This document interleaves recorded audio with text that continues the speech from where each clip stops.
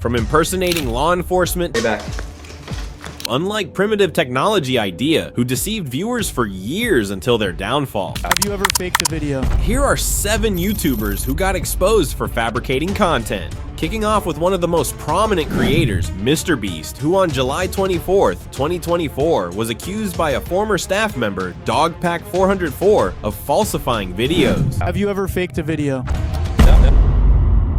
But this train track is CGI, these bus wheels are CGI, this explosion is fake, this shredder is CGI, this car is digitally lifted, this pit is fake, this guy is fake, this raccoon is a paid actor. Dogpack highlighted that many participants in MrBeast's videos were either his acquaintances or well-known individuals skilled in on-screen performance, benefiting the production. Who got out first? I still have a prize for you. Just wait here. Oh, first person out gets a car, and it just happened to be your friend Mac. Another thing that just annoys me is Jimmy constantly says during these live streams that he's just doing this for fun because he loves giving things away. Oh, and I just like giving away stuff. It's kind of fun to me. And how the footage was manipulated in post-production to craft narratives. In this video, this wink was added in post. In fact, 58 was actually on the far opposite side of the room from 42, and he just didn't hear him. This whole revenge storyline was added in post. Multiple shots show how timers are edited in post. In general, if anything happens last second, it's fake, or if you can hear someone's voice but can't see their mouth, the audio could easily be added in post. When he reaches the bottom floor, he has to turn these water valves. Now you can tell that these valves aren't actually connected to anything because the water flows out in an instant, and it happens when he's not even touching the valve. The contestant also goes back to the first valve unaware that anything had happened, and he's still able to spin it. So the valve seems to spin freely and isn't actually connected to the flow of water. So you could assume that producers might be off camera with remote switches to trigger the flow of water. And assuming they've tested this, the producers might know how long it takes for the water to clear out of the room, so they could sort of decide on the fly how many turns of the valve it takes, or just when to trigger the water in general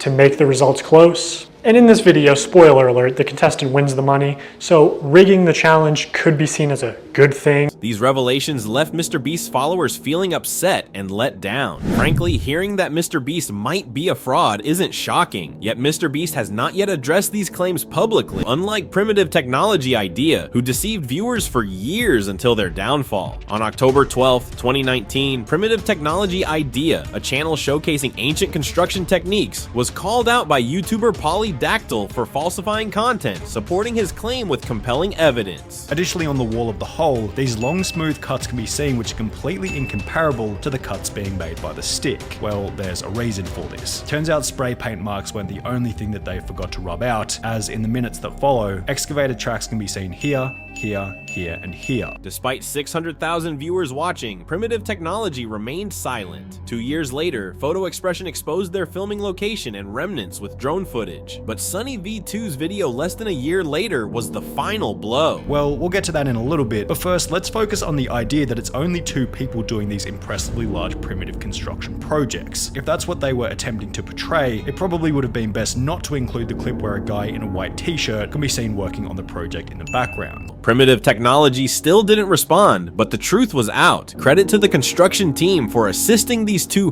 primitive individuals with the build. They have since modified their content to appear more authentic, though their viewership has dwindled. In contrast to Primitive Technology's deliberate deception, Sam and Colby made an honest error. After releasing their Conjuring House series in October 2023, Sam and Colby faced criticism for the videos being inauthentic. The main culprits were 2 Conjuring House staff, Cody and Satori.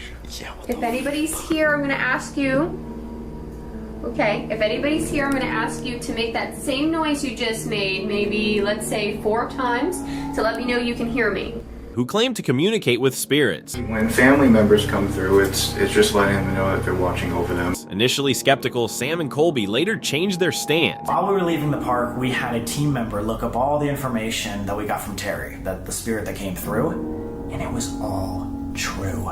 A month later, YouTuber John Wolf uploaded a 2-hour video debunking the series. It just seems like all signs point to the feet. That's not just my opinion, that's exactly what professional debunker Dustin Dean Mentalist thinks too. He says they're using a device called a solenoid. I'm going to show you exactly what I think he used, and it's something called a solenoid.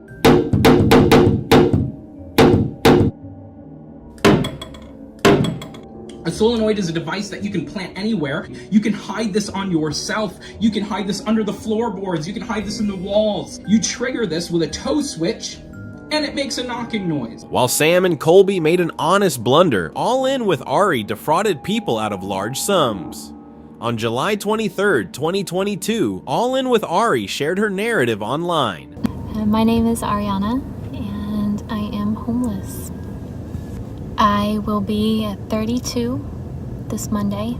She quickly went viral and received donations. Some, however, doubted her story. Sorry, but something doesn't add up. You claim to be escaping a dangerous relationship, yet you're making videos where he can find you? They were right. Ari was actually Ronnie Spur, a convicted felon. The woman crying wolf on YouTube about living in her car was actually a neglectful mother evading her extensive criminal history. This led her audience to accuse her of fraud, prompting a response.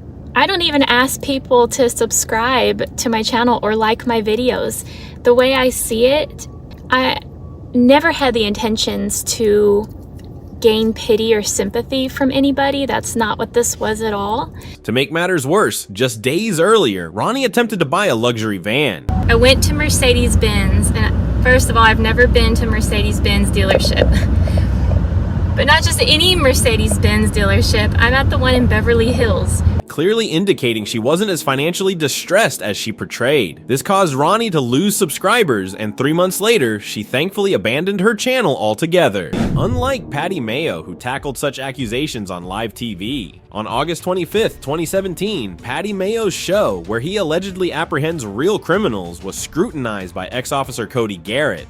All morning on my day stream researching, looking at videos, and we've come to the conclusion that the videos about Patty Mayo bounty hunting probably aren't real. The reason for us coming to the conclusion that the bounty hunting videos probably aren't real are the poor tactics, the poor acting, and a few other things. Primarily because there is a casting call on the website Backstage looking for people to be in a fake bounty hunting show in Los Angeles on YouTube. The coordinators looking for actors to be in the fake bounty hunting show are P. Thomas and Kay Pillar, which I'm guessing stands for Patrick Thomas and Kayla Pillar, who is his girlfriend. Patty responded by threatening Cody with legal action, causing Cody to retract. The situation remained unchanged until Patty's DBSO series, portraying his role as an Oregon County sheriff, triggered another expose by Cody. There's no BDSO in Nevada, Washington, Arizona, or Oregon. On both sides of his patrol vehicle, you can see a little sticker that says accreditation. Well, this is a CALEA Law Enforcement Accreditation sticker. It stands for the Commission on Accreditation for Law Enforcement Agencies. They do all these checks and audits, and if you follow their standards, then it's harder for people to sue your agency. Cody noted the suspicious silence on the radio in Patty's footage. The partner gingerly strolls over to the fight. One important point I'd like to bring up about this part is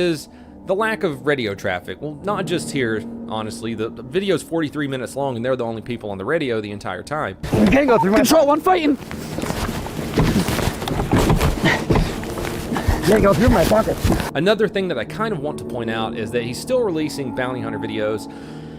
I don't know of any agency in this country that would allow someone to moonlight as a bounty hunter while they are fully employed as a sheriff's deputy. There is so much conflict of interest and liability there. Following this, the Oregon Sheriff's Office issued a statement concerning Patty. Mr. Mayo is not part of law enforcement nor linked to the Oregon Sheriff's Office. A year and a half after Cody's revelations, Patty admitted the truth. Thanks for your service. And we say, oh no, we're here for production. We're not sheriff's officers. The intent is to create a production. It's not to commit a crime.